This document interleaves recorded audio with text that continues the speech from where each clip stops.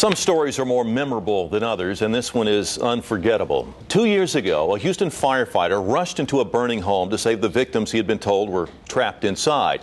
It turns out that information was wrong. He didn't have to put his life on the line.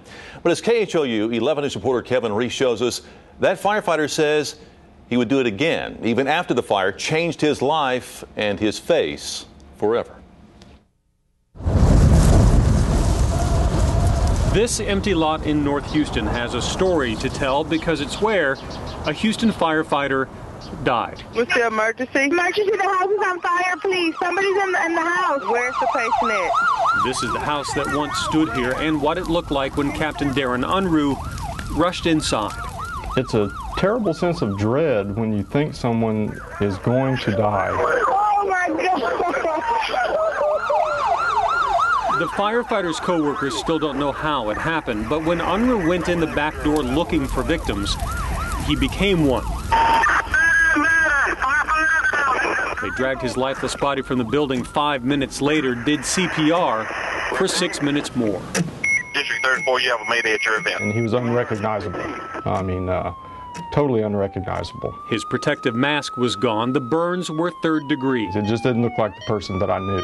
It took 11 minutes total to get a pulse again, to bring him back from the dead. Then doctors kept him in a coma for 5 long weeks. It was a horrible sight. Given the burns to his face, his scorched lungs, and those 11 minutes dead, his wife didn't know how much of her husband would ever wake up. There was a fear of, him being brain damaged. I was terrified of that. How are you still here? Yeah. We don't know? The grace of God. It is a darn good question. And why am I still here? But this is Darin Unruh today. It's been 2.5 long years.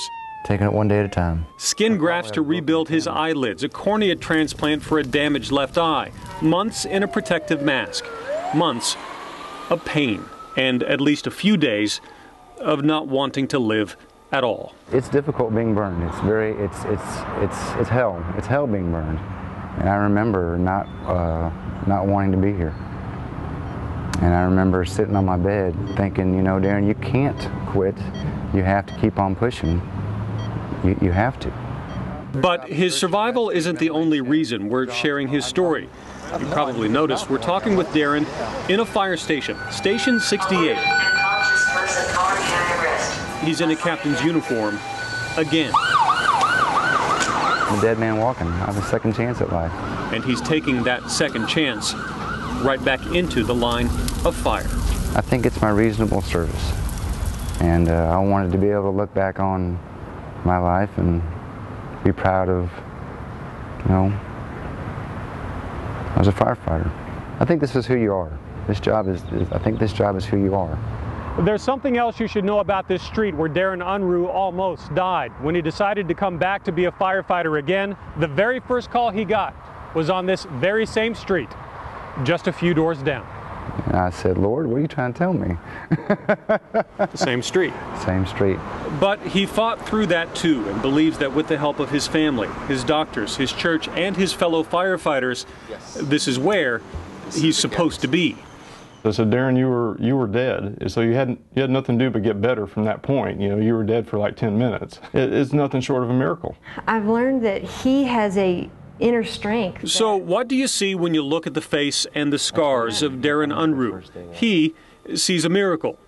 His wife sees something else too. This is a true test of perseverance, and he's truly had to overcome great obstacles, and he's worthy of my admiration. As a husband, a father, and a firefighter willing to lay it on the line again. I definitely believe that